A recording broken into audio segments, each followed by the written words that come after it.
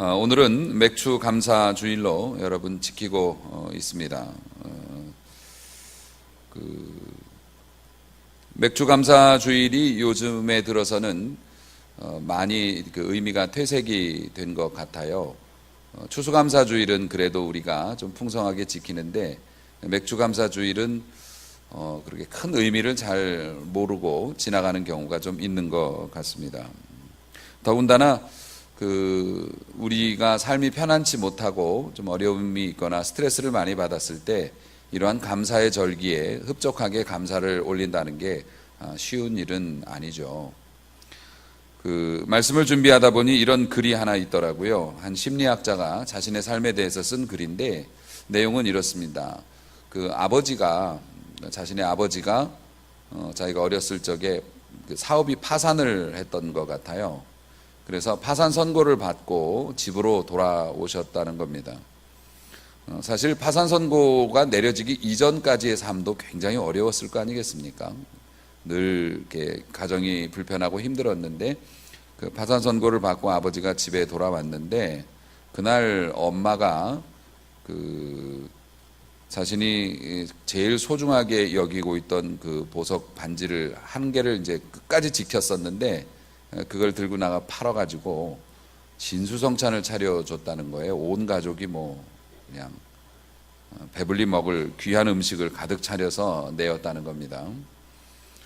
그리고 나서 나중에 그런 내용들을 반지 하나 있는 거 팔아서 진수성찬을 차려 먹었다고 파산한 날 그런 이야기를 듣고 이제 가족 다른 친척들이 어머니를 비난했대요.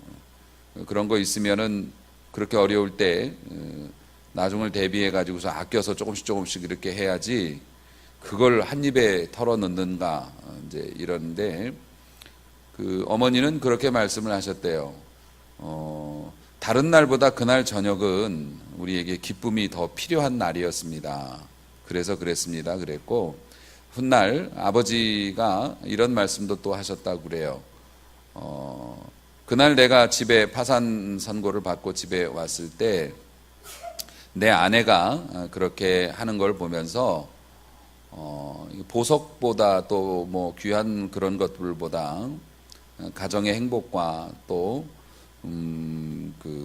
우리 가족들이 더 소중하다는 것을 니네 엄마가 나한테 가르쳐 줬고 그것을 보면서 내가 재기할 수 있는 용기와 힘을 얻었다. 이제 이런 이야기를 했더랍니다. 어쩌면 우리가 하나님께 감사절을 지키는 이유, 또 하나님께서 감사절을 지켜라라고 명령하시는 그 이유가 거기에 있는지도 모르겠어요. 우리가 감사할 만한 조건이 넘쳐나서가 아니고 지금도 어려운 상황에 있거나 또 힘든 여건에 있지만은 그럼에도 불구하고 하나님을 섬기는 일이 소중하고 우리가 서로 가족되어서 하나 되고 하나님 앞에서 주신 은혜가 이제 크니까 우리에게 주신 것들에 대해서 감사할 때 우리 하나님께서 그러한 우리의 모습을 보시면서 용기도 주시고 마음의 힘도 주시고 또 그러기 위해서 이런 감사절을 만들지 않았나 싶어요. 특별히 추수감사주일은 구약에서는 수장절이라고 하거든요. 농사지은 모든 것들을 가져다가 쌓아놓고 하나님께 감사하니까 감사가 쉽지만은 초실절, 지금 요거는 맥주감사주일은 초실절이라고 하는데 보리 심어가지고 첫 열매가 나온 거예요. 그렇기 때문에 옹색하죠.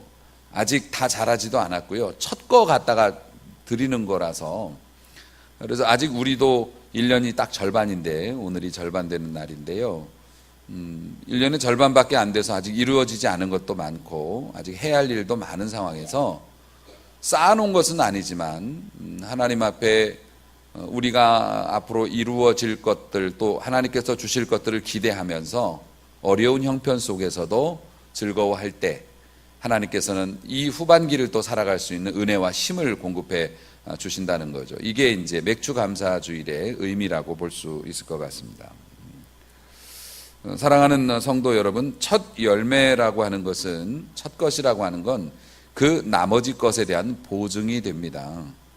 우리가 하나님께서 아직은 다 받지 못했지만 하나님께서 지금까지 주신 것에 대해서 감사할 때 그 나머지 것을 하나님께서 통치하신다라고 하는 믿음의 고백이 되기 때문에 이런 맥주감사주일의 정신을 우리가 좀 잘 새겨보면 하나님 앞에서 큰 은혜와 복의 길을 발견하게 될 거라고 생각합니다. 사실 이 현대를 살아가는 우리 모두들 정말 첨단의 시대를 살아가고 있죠.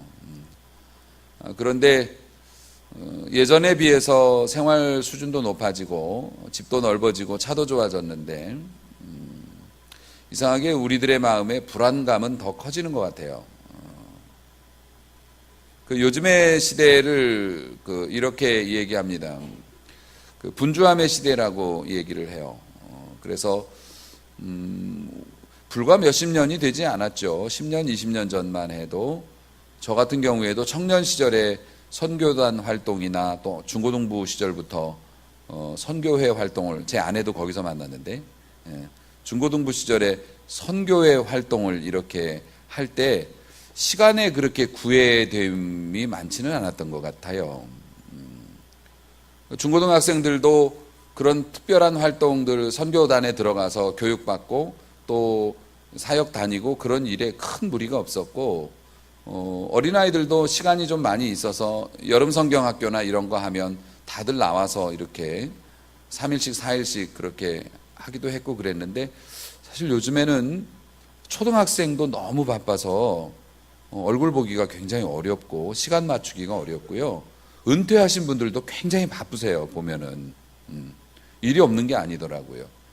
우리 여선교회의 어머니들도 제가 개척해서 몇 년까지 목욕봉사 이런 거 다니고 그럴 때 다들 나오실 수 있었거든요. 그런데 요즘에는 일하시지 않는 분들이 거의 없으시고 낮에 시간을 내시기가 굉장히 어려워서 좀 그런 시절입니다. 그래서 이 시대를 분주함의 시대라고 얘기를 해요. 더 물질이 필요하기 때문에 일을 해야 되고 또 이걸 유지하기 위해서 또 애써야 하고 해서 너무나 바빠요. 분주하다 보니까 또 우리 이 시대가 산만함, 정신없음의 시대예요. 그래서 정말 열심히 뭔가를 막 하는데 너무 정신이 없는 거예요. 한 곳에 집중하기가 굉장히 어렵죠. 그래서 깊이가 없는 시대라고 얘기해요. 무엇 하나를 오래 붙잡고 있기가 어렵고요. 무엇 하나를 깊이 파고들기가 어려운 그런 시대라고 합니다. 그러다 보니 이렇게 정신없이 바쁘고 어떻게 깊이 있게 몰입할 수도 없고 다른 사람이 막 뛰고 있으니까 나도 뭔가 뛰어야 될 것 같고 이런 마음이 있다 보니 예전보다 잘 살게 되었는데 불안한 마음이 이제 더 많죠. 그걸 스트레스라고 우린 표현하는데 사실은 그게 불안한 마음인 거예요. 그래 그거를 우리가 스트레스라고 말을 하죠. 예를 들어보니 또 그런 게 있습니다. 주중에 저희 교회에 귀한 분들이 방문을 해주셨는데요. 저희 교회가 이제 이전을 하면서 이제 좀 줄여서 가기 때문에 집기나 비품들이 좀 남는 게 있어요. 의자 같은 것들. 그래서 그것을 좀 기부할 곳을 찾았는데 다행스럽게 우리 황경자 권사님 언니가 출석하시는 교회가 외국인 교회이셔서요. 거기 선교사님들 계시고 그렇다고 그쪽에서 좀 기부를 하면 어떻겠느냐 그래서 저야 또 감사함으로 허락을 했죠. 그랬더니 그 목사님들이 오시겠다고 모시고 오신다고 그래서 아니 뭘 필요한 것만 말씀하시면 되는데 오시기까지 하나 그리고 오신다니까 오시라고 그랬죠. 그런데 딱 차에서 내려서 오시는데 나이지리아 목사님이세요. 흑인 목사님이시고 아주 키도 장대하시고 사모님도 목사님이신데 아주 스웩이 아주 두 분이 들어오시는데 아주 깜짝 놀랐습니다. 저는 그냥 우리나라 목사님이 선교사님이신 줄 나이지리아 선교하시는 분인 줄 알았거든요. 이 나이지리아 목사님들이시고 그분들이 우리나라에 오셔서 흑인 이제 아프리카에서 오신 분들이 예배할 장소가 없으니까 이렇게 오신대요. 보광동에서 목회하시는데 동두천에서도 그렇게 오시고 막 되게 멀리서도 오신대요. 일하시는 분들이. 그 목사님을 이렇게 만나 뵈었는데요. 그 이제 작은 교회고 또 어렵게 목회를 하시는 거니까 한국에 온 지 10수년이 되셨다고 하는데 아무래도 목회자는 제일 관심사가 그거예요. 죄송한 말씀이지만 생활은 어떻게 하세요? 경제적인 어떤 그런 거는 어떻게 충족이 되세요? 라고 물어볼 수밖에 없었죠. 그 두 분이서 그렇게 목회를 하시는데 교인이 뭐 열댓 명 이쪽 저쪽이래요. 그래서 어떻게 생활은 하시는지 목회자로서는 또 그게 궁금해서 자꾸 여쭤봤더니 너무 해맑어요. 뭐 하나님이 주신대요. 하나님이 막 하늘을 쳐다보면서 하나님이 주신대요. 그러니까 알아요. 하나님이 주시는 거 맞는데요. 하나님이 누구를 통해서 주시냐고 그걸 좀 여쭤봤더니 저를 바라보시면서 너 같은 사람을 통해서 주신다는 거예요. 그래서 나?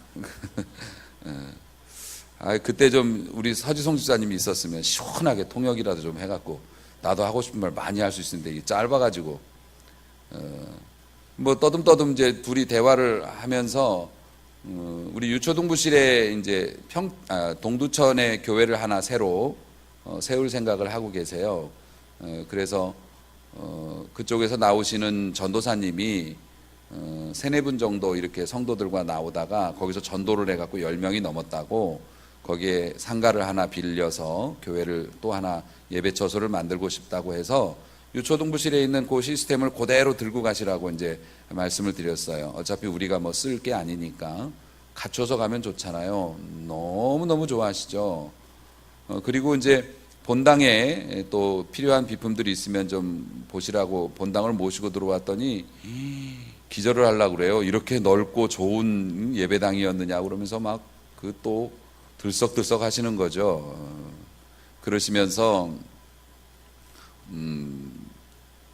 본인이 그 생계를 위해서 영어 강사도 이렇게 좀 부부가 하고 그랬는데 사역에 지장이 돼서 그걸 딱 끊었다고 그러면서도 본인이 지금 아프리카에 또 사역을 하러 나가는데 거기에 들어가는 뭐 비행기표 뭐 이런 것들도 하나님께서 여러 사람을 통해서 이렇게 채워주셔서 너무 감사하다고 여기 앉으셔가지고 계속 얘기를 하시면서 또 가만히 있어 보라고 그러시더니 하나님께서 자기한테 지금 감동을 주셨대요. 그러면서 예언도 해주시고 그 목사님이 말씀하시는 것을 완전하게 다 이렇게 실감나게 알아듣지는 못했지만 목사님께서 그런 말씀을 주시더라고요. 작아졌다고 실망하지 말아라. 하나님께서 우리 이 교회를 크게 사용하시고 또 열정 있는 일꾼들이 모이게 하시고 하나님께서 이 세상을 변화시키는 그러한 교회로 써주실 것이라고 하나님께서 말씀하신다라는 뭐 이런 기도도 해주시고 그렇게 해주시더라고요. 그런데 제가 그 목사님을 뵈면서 너무 천진난만하신 거죠. 근데 오신 지 금방 된 것도 아니잖아요. 10수년을 우리나라에 살았으면 어려움도 많이 겪으셨을 텐데 제가 하나님 앞에 참 죄송했던 게 뭐냐면 그 목사님네 교회나 그 부부에 비하면 저는 굉장히 성공한 사람이죠. 훨씬 많은 것을 가지고 있고 우리가 뭐 이전을 합니다만 하나님께서 주신 은혜로 뭐 큰 염려 없이 그렇게 이전을 하고 있고 준비를 하고 있고 내가 소유한 것들이 그 목회자에 비해서 훨씬 더 많고 앞으로도 그럴 것 같은데 가만히 대보면 걱정은 내가 더 하고 있더라고요. 그분보다. 이런 근심 저런 근심 그분은 우리 하나님이 주신다 그리고 우리 하나님이 하신다 그러면서 그냥 맨몸으로 대책도 없이 들어와서 자기 동포들을 위해서 그렇게 살아가고 있고 또 살아왔어요. 그런데 그보다 훨씬 더 많은 것을 소유한 저는 웬 근심과 걱정이 그렇게 많은지 사람의 생명이 우리 주님 말씀처럼 소유의 넉넉함에 있지 아니하다 하신 말씀 그 말씀을 새롭게 깨닫는 기회가 됐고 또 우리 교회가 앞으로 이제 이전을 해서 어떻게 또 사역을 해야 하는지에 대한 귀한 가르침을 그 목사님 부부가 주셨어요. 앞으로도 좋은 교제와 또 좋은 교류가 있기를 소원하고, 또 하나의 비전을 제가 마음속에 받았습니다마는 현대 생활이 그렇다는 겁니다. 더 많이 가지고 더 똑똑해지고 더 편리해졌죠. 그런데 더 불안해요. 왜 그런 것일까? 그런 것에 대해서 이렇게 설명을 해요. 좀 어려운 단어이지만 통제의 욕구라는 단어로 설명을 합니다. 사회학자들은. 통제의 욕구라는 게 뭐냐면 왜 돈을 많이 벌려고 할까요? 사람들이. 왜 국회의원이 되려고 할까요? 왜 그 많은 지식을 배우고 좋은 학교에 들어가려고 할까요? 한마디로 말하면 내 맘대로 할 수 있는 게 더 많아지려고 하는 거예요. 왜 부모는 자식에게 그토록 공부를 시키고 더 나은 환경에서 자라도록 그렇게 애를 쓰면서 자식들을, 자신의 그 큰 희생을 감수하면서 자식들을 그렇게 좋은 방향으로 이끌려고 애를 쓸까요? 자식들이 자라나서 자기가 삶을 살아갈 때 다른 사람에게 지배당하지 않고 자기의 뜻을 펼치고 자신이 하고 싶은 걸 하려고 부모들이 그러는 거잖아요. 대개 보면 돈이 많으면 편하죠. 그래서 사람들은 돈이 인생의 전부는 아니지만 그래도 돈만한 게 없다고 그런 얘기도 하고 그럽니다. 결국 통제의 욕구인데 우리가 무언가를 내 마음대로 하고 싶어 하는 거란 말입니다. 우리가 TV를 켜면 수많은 CF들이 나옵니다. 온갖 것들을 다 팔죠. 그런데 그들이 하는 이야기는 다양하지만 내용은 한 가지예요. 당신이 그동안 할 수 없었던 것들, 당신이 그동안 통제하지 못했던 것들을 우리 제품이 통제하게 해줍니다. 주름을 쫙 펴주고요. 얼굴이 하얗게 만들어주고요. 아픈 걸 안 아프게 해주고요. 그렇잖아요. 불편하게 살던 걸 편하게 살게 해주고 더 빨리 갈 수 있게 만들어주고, 선전들이 하는 게 다 그런 거잖아요. 우리 애가 하지 못했던 것들을 하게 해준다고. 그렇게 세상에서 우리를 유혹을 하는 거죠. 그래서 우리가 생각을 합니다. 세상이 우리에게 암시를 줘요. 지금 네가 힘든 상황, 네가 어렵고 힘든 거 돈이 좀 더 있으면 괜찮아질 거야. 네가 좀 더 높은 자리에 올라가면, 네가 좀 더 좋은 환경이 되면 너의 불안감이 사라질 거야 라고 얘기하죠. 그래서 우리는 더 나은 삶을 살기 위해서 나름대로의 방법으로 이리 뛰고 저리 뛰는데, 그렇게 열심히 뛰면 불안감이 사라지나요? 그렇지 않거든요. 아시잖아요. 좋긴 하죠. 떵떵거리고 살아서 좋긴 하고 남한테 아쉬운 소리 안 하고 살아서 좋긴 한데, 거기에 따르는 대가를 또 우리가 치러야 하기 때문에 우리의 마음은 더 불안해지는 거죠. 뛰면 뛸수록 더 빨리 뛰어야 하고, 빨리 뛰고 높은 데 올라가 보면 나보다 더 높은 사람이 있기 때문에 또 그걸 바라보고 뛰다 보면 일평생 정신없이 뛰다가 주님 만날 준비도 제대로 못하고 잠깐만요 이러면서 끌려가는 거죠. 이러한 분주한 세상 속에서 살아가는 우리들에게 이 맥주 감사 주일에 주님이 주시는 메시지가 아주 분명합니다. 자, 오늘 말씀의 내용은 이런 겁니다. 예수님이 지나가시는데 어떤 사람이 와서 민원을 넣었어요. 선생님, 보아하니 훌륭한 분이신 것 같은데 우리 형이 우리 부모님 재산을 다 가지고 날 안 줘요. 형제 간에 돈 문제 가지고 소송이 붙은 거예요. 그래서 선생님이 좀 판단을 해서 형 꾸짖어 주시고 저한테도 좀 나눠주라고 얘기 좀 해주세요. 사실 지금 이 사람들이 굶어 죽는 문제 갖고 다툰 게 아니에요. 돈 문제 갖고 한 배에서 날아서 같이 자라난 형제가 소송이 붙을 정도로 갈등이 생겼어요. 얼마나 이 불행한 일입니까? 없었으면 그런 일이 없었을 텐데. 그러니까 이 사람이 막 괴로워가지고서 힘들어하다가 위대하고 권위가 있어 보이는 분이 나타나니까 그분한테 부탁을 한 거예요. 그랬더니 예수님께서 완곡하게 거절을 하시죠. 나는 재산을 나누거나 이런 거 조종하는 사람이 아니다라고 말씀하세요. 그러시면서 오늘 본문 15절에 말씀을 하세요. 뭐라고 말씀하시냐면 탐심을 물리치라. 욕심 때문에 그렇게 싸운 것이야. 그러면서 사람의 생명이, 여기서 생명이라는 말을 행복으로 바꿔도 괜찮습니다. 사람의 행복이 그 소유의 넉넉함에 있지 않다. 돈 많다고 사람이 그 생명이 오래가는 것도 아니고 행복한 것도 아니다. 그러시면서 비유를 하나 또 들려주신 거예요. 그 상황. 그게 바로 오늘 본문 후반에 있는 어리석은 부자의 비유입니다. 그 내용은 뭐 워낙 명쾌하니까요. 어떤 사람이 부자였어요. 원래 부자였고요. 부자였는데 더 부자가 됐어요. 아주 승승장구했죠. 너무 좋아요. 곡식 농사를 졌는데 아주 풍년이 됐습니다. 이야, 이거 기존에 내가 가지고 있는 창고에 다 넣을 수 없을 정도로 돈이 많이 들어온 거예요. 이걸 어떻게 할까 고민을 했습니다. 그러면서 독백을 하죠. 자, 이렇게 하자. 내가 기존에 있는 내 곡간을 헐고 더 크게 짓고 내 곡식과 물건들을 거기다 다 쌓아놓겠다. 그러면은 내 영혼아, 자신에게 말하는 거죠. 여러 해 동안 쓸 물건과 이런 것들이 평생 먹고 살 거 이제 해놨으니까 네 맘대로 살면 돼. 누구한테 간섭받을 일도 없고 이제 돈 쓰면서 네 하고 싶은 거 하고 살면 돼. 이야, 기가 막히군. 이 순간 하나님이 말씀하셨던 거죠. 어쩌나 오늘 너 죽을 건데 내가 네 영혼 오늘 밤에 찾아올 건데 그럼 네가 저렇게 예비한 것이 누구의 것이 될까? 라고 말씀을 하셨다는 겁니다. 협박이 아니고요. 부자 되면 죽는다는 얘기가 아니고 인생의 의미를 말씀하신 거잖아요. 사실 우리 같은 경우에도 우리가 살고 있는 이런 환경이 우리를 착각하게 만들어요. 뭐 먹으면 안 죽을 것 같죠.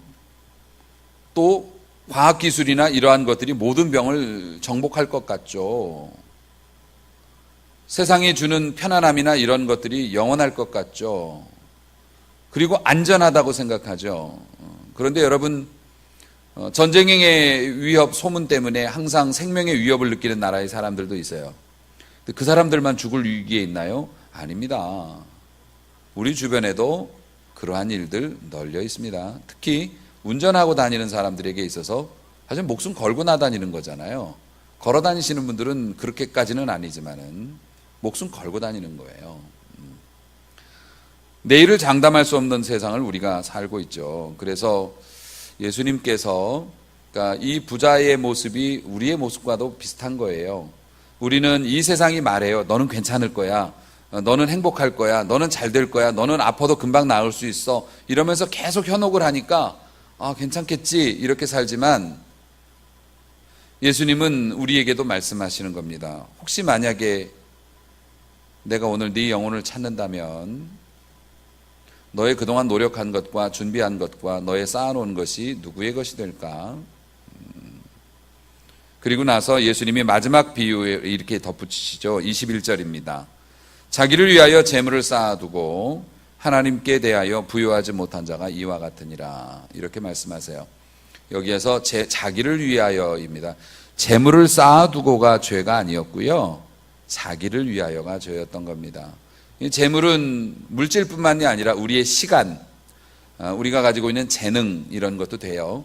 자기를 위하여 시간을 쌓아두고 자기를 위하여 자기가 받은 은사를 쌓아두고 자기를 위하여 하나님이 주신 물질을 가두어두고 이런 사람들은 세상에서는 뭐 우러러볼지 몰라도 하나님 보실 때는 가난한 사람이라고. 마음은 가난해야 되는데요. 하나님 앞에서 이런 식으로 가난해지는 것은 문제가 있죠. 비단 물질이 없는 사람만 가난한 건 아닙니다. 많은 것을 가지고 그것을 의지하면서 하나님의 뜻이고 뭐고 부자는 항상 그러고요. 내 것, 나 이러거든요.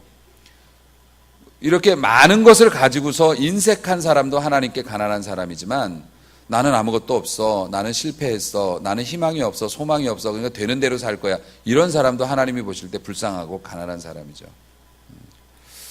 사랑하는 우리 성도 여러분, 이 시간 우리의 삶의 모습을 잠깐 돌아봤으면 좋겠어요. 여러분 열심히 사시고 바쁘게 사시는 거 인정합니다. 또 여러분이 하시려는 게 나쁜 짓이 아니고 그저 좀 더 잘 살아보기 위해서 또 잘 가르치기 위해서 저 새로운 꿈을 꾸고 도전하는 거니까 그거 응원하고 지지합니다. 하지만 어쩌면 우리의 그러한 노력과 애씀이 나라고 하는 틀에 갇혀서 하나님 앞에서는 가난한 자로 비춰지고 있지는 않은지 살펴볼 필요가 있을 것 같습니다. 어제 저녁에 중국집에 가서 짜장면을 먹었습니다. 그런데 그 계산을 이제 하고 무심코 돌아오다가 무심코 이렇게 카드 내역이 찍히잖아요. 찍힌 걸 딱 보니까 우리가 먹은 금액의 10분의 1이 찍혔더라고요. 카드 결제가 그렇게 된 거예요. 여러분의 미소는 뭐죠? 횡재했다고 생각하시나요? 그러니까 보니까 공 하나를 덜 누른 거죠. 그 아주머니가. 그래서 이렇게 그 음식점을 이렇게 인터넷으로 찾아가지고 전화를 했습니다. 그래서 이렇게 돼서 금액이 이렇게 나왔는데 혹시 잘못 계산을 하신 것 같다. 그랬더니 뭐 그분이야 그런 것 같다고 이제 얘기를 하죠. 그래서 계좌번호를 문자로 보내주시면 차액을 제가 송금하겠습니다. 그랬더니 너무 놀라시는 거예요. 민망하게. 너무 놀라시는 거예요. 그래서 좀 그게 저는 생경스럽더라고요. 그러면서 문자가 왔어요. 문자가 왔는데 감사합니다 사장님, 금액은 얼마입니다. 감사합니다. 이렇게 문자가 왔더라고요. 감사를 앞뒤로 싸가지고 이제 그 내용이 왔는데, 그래서 송금을 해드렸죠. 그랬더니 또 감사합니다 감사합니다 문자가 와요. 도대체 뭐가 감사할까? 내가 밥 먹은 거 돈 낸다는데. 어쩌면 세상이 그만큼 각박하다고 하는 것을 입증하는 게 아닐까 싶어요. 어쩌면 우리 뭐 그렇게 여러분들은 저보다 더 어떤 그런 면에 있어서는 더 바르게 사실 거라고 생각하지만은, 어쩌면 그러한 기회가 오면 하나님이 내게 주신 축복이라고 또 그렇게 생각하고 우리가 우기면서 살고 있지는 않은가요? 하나님이 어려운 나에게 복을 주셨다고, 돈을 아낄 수 있는 기회를 주셨다고 혹시 그렇게 살고 있지는 않은가요? 다만 윤리적인 문제에서가 아니라 하나님이 주시는 은총이나 기회들을 내가 유리한 대로 해석을 하고 내가 편한 대로 해석을 해서 그 길을 걷고 있지는 않은가요? 도대체 왜 당연히 해야 하는 것을 감사하다고 생각하는 사회를 우리가 살고 있는 것일까요? 그러면서도 우리도 어느 정도 그것에 물들어가고 있지는 않은가요? 금액이 몇만 원이면 쿨할 수 있지만 몇백만 원이면 다시 생각해 봐야 되는, 혹시 우리가 그런 삶은 아닌가요? 사랑하는 성도 여러분, 믿음의 동역자로서 제가 여러분들과 함께 가족으로서 또 믿음의 길을 같이 걸어가는 동역자로서 여러분들에게 권면을 드리고 싶어요. 우리 모두 하나님 앞에 부요한 자로 살아갈 수 있게 되기를 소망합니다. 비단 하나님께 헌금을 많이 드리자라고 하는 의미만 있는 것은 아니죠.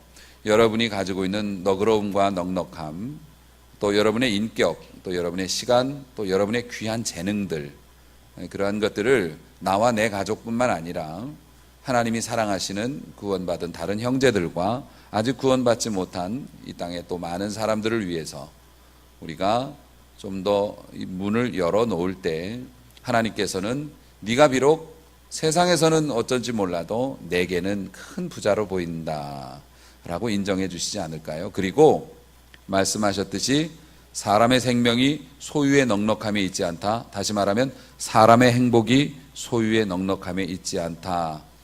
그래서 이제는 세상 행복을 추구하고 그것을 찾으려고 많이 애쓰고 우리가 노력했지만, 진짜 백이 하나님께서 주시는 소소한 행복, 그리고 오래가는 영원한 행복, 그러한 것들을 맛볼 수 있는 하나님 앞에 부요한 자로 여러분들이 살아갈 수 있었으면 참 좋겠습니다.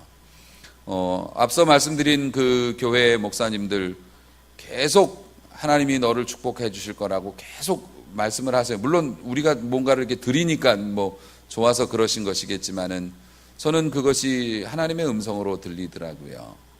사랑하는 성도 여러분, 우리가 받은 것 중에 하나님께로부터 받지 않은 것이 없잖아요.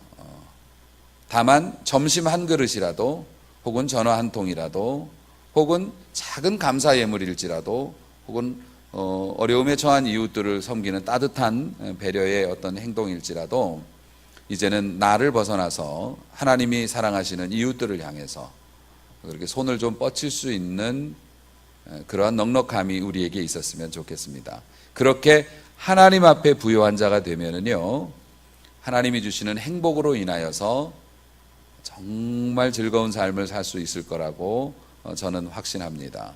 그리고 교회와 함께 여러분들이 그러한 사역에 더 많이 동참을 하고 하나님 앞에 부요한 자로 인정받아서 진정한 행복을 누리는 행복자로 살아가시기를 주님의 이름으로 축원합니다.